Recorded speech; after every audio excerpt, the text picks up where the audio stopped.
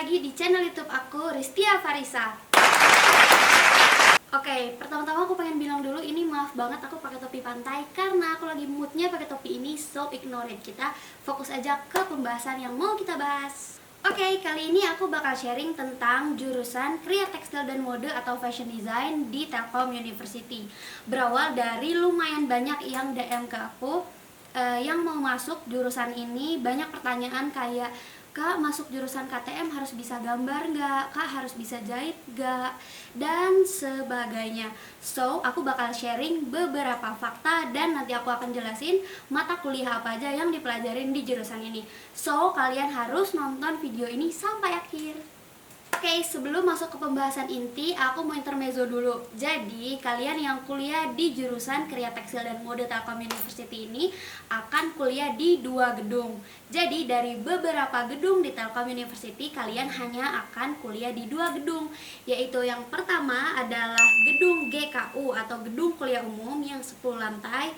Nah, di gedung kuliah umum ini nanti kalian akan ketemu sama berbagai macam jurusan, kayak dari teknik, dari jurusan bisnis dan sebagainya. Nih, kalian kalau kuliah umum di gedung kuliah umum ini yang 10 lantai. Dan yang kedua adalah kalian akan kuliah di sini. Nih, di FIK. Ini adalah fakultas kita.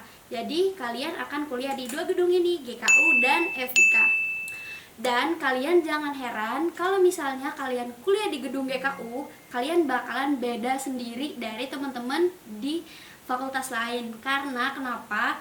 Karena faktanya bahwa dari 7 fakultas di Telkom University, cuman 1 fakultas kita, yaitu Fakultas Industri Kreatif, yang tidak menggunakan seragam. Jadi kita seragamnya bebas, mau pakai baju apa aja, kuliah dari Senin sampai Jumat itu bebas, kecuali di jurusan lain seperti teknik dan jurusan lainnya. Mereka wajib pakai baju warna putih, terus pakai baju seragam Telkom yang warna merah, terus juga wajib pakai batik di hari Jumat. Nah, ini adalah pengecualian untuk jurusan ini karena kita nggak ikut perseragaman itu. So, buat teman-teman yang udah keterima masuk di jurusan ini, jangan tergoda nanti kalau orang jualan seragam, kalian jangan beli karena itu nggak bakal kepake, karena kita pakai bajunya bebas. Oke? Terus, oh ya, aku pengen jelasin bahwa di Kriya Tekstil dan Mode ini punya 3 macam mata kuliah. Yang pertama itu adalah mata kuliah umum 2 SKS. Nah, kalau mata kuliah umum yang 2 SKS ini, kalian akan kuliah di gedung kuliah umum yang tadi. Terus yang kedua adalah kuliah praktek. Kuliah praktek ini 3 SKS. Nah, kalau kuliah praktek ini kalian akan kuliah di FIK. Yang ketiga adalah kuliah studio. Jadi mata kuliah studio ini adalah mata kuliah yang penting banget di jurusan ini. Kalian baru akan dapat mata kuliah studio ini di semester 3. Oke, langsung aja ke pembahasan inti. Aku akan sharing tentang semua mata kuliah yang akan kita pelajarin di jurusan Kriya Tekstil dan Mode ini. Nah, aku akan ngebagi menjadi 4, yaitu tahun 1 yang terdiri dari semester 1 dan semester 2, tahun 2 yang terdiri dari semester 3 dan semester 4, tahun 3 yang terdiri dari semester 6 dan semester 5 dan semester 6, dan tahun 4 yang terdiri dari semester 7 dan 8. So, pertama-tama aku bakal jelasin tahun pertama, yaitu semester 1 dan semester 2. Jadi, di tahun pertama kalian berkuliah di Kriya Tekstil dan Mode ini, kalian akan dapat mata kuliah yang pertama adalah Nirmana Dwi Matra. Nah, singkatnya Nirmana Dwi Matra ini adalah kalian akan diberikan tugas merancang sebuah karya di bidang flat atau di bidang datar, yang contoh tugasnya tuh kayak gini. Jadi nanti kalian akan dapat nirmana garis, nirmana titik, nirmana bidang, nirmana warna. So, kalian harus mengerjakan tugas ini dengan baik karena mungkin kalian tidak akan menyadari manfaat dari mata kuliah Nirmana Dwi Matra ini di tahun-tahun awal. Kalian pasti bakal capek banget, waktu kalian akan tersita banget karena ngerjain tugas Nirmana Dwi Matra ini. Tapi ini bakal kepake banget nanti setelah kalian ada di semester-semester akhir. Karena secara tidak kita sadari bahwa Nirmana Dwi Matra ini ngelatih taste, ngelatih rasa kita untuk mencipta atau ngedesain sesuatu. Jadi kalian harus ngecari referensi sebanyak mungkin untuk mengerjakan tugas ini dengan baik. Oke, jadi mata kuliah yang kedua adalah Nirmana Trimatra. Ini hampir-hampir mirip sama Nirmana Dwimatra.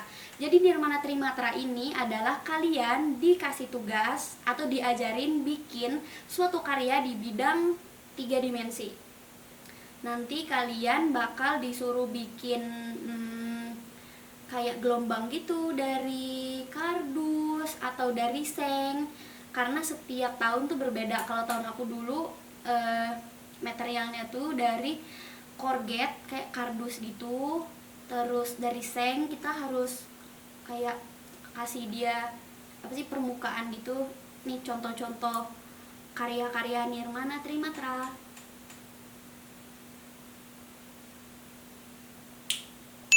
Yang ketiga adalah mata kuliah menggambar dasar. Ini sering banget ditanyain ke aku. Kayak gini nih bunyi pertanyaannya.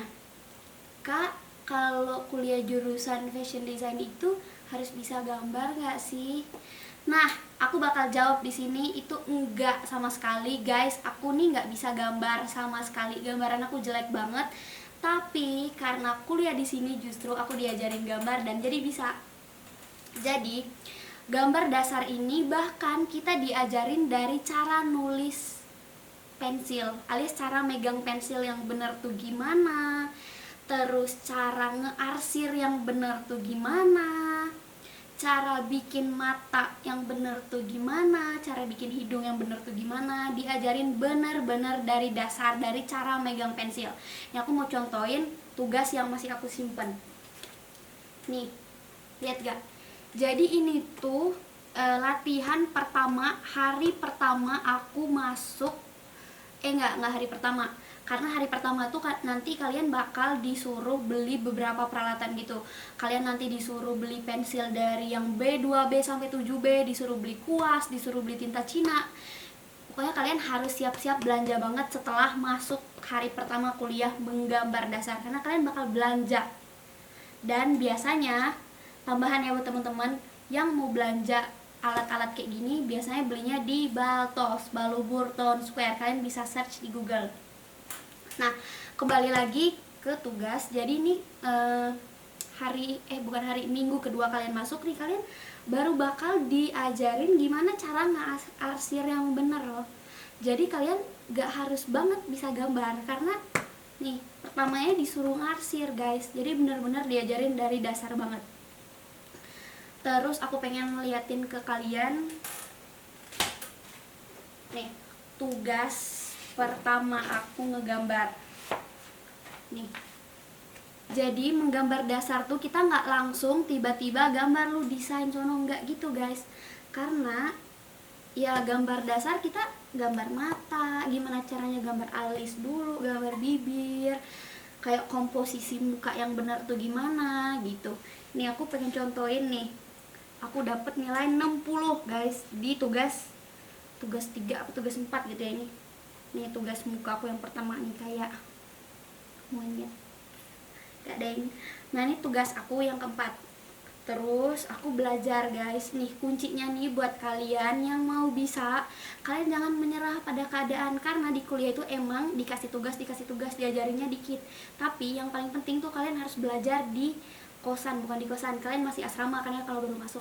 Jadi kita harus belajar di asrama. Nah waktu itu sedikit cerita, aku tuh lumayan paling rendah banget, aku nggak bisa banget gambar guys. Tapi karena temen aku ada yang bisa gambar, aku suka main tuh ke asrama dia, suka minta ajarin gimana sih cara bikinnya mata, gimana sih cara bikin bibir kayak gitu. Jadi ngejar temen yang bisa, minta ajarin gitu.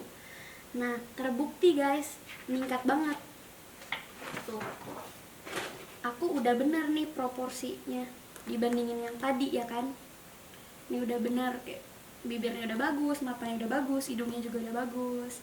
Dan di tugas-tugas yang udah minggu ke 7, 8 kayak gitu-gitu, aku udah bisa bikin aku udah bisa bikin si Angelina Jolie ini guys. Padahal dari gambar aku yang kayak gini. kuncinya adalah mau belajar. Kita nggak yang diajarin satu-satu banget kalau di kuliah, cuman kita mau belajar di kosan, di asrama. Jadi kita ngulik sendiri, akhirnya pasti bisa nih gambar kayak gini. Walaupun ini belum maksimal, banyak yang lebih bagus dari tugas aku yang ini, cuman ya better ya guys daripada yang tadi. Jadi ini nih kesimpulannya dari menggambar dasar, intinya kalian bakal diajarin dari nol banget. Jadi jangan khawatir buat teman-teman yang nggak bisa gambar, karena sekali lagi kalian diajarin dari ngearsir guys. Oke, jadi semangat. Yang keempat adalah kalian bakal dapat mata kuliah pengantar seni rupa dan desain. Jadi ini mata kuliah praktek, kalian akan kuliah di gedung kuliah umum yang 10 lantai tadi.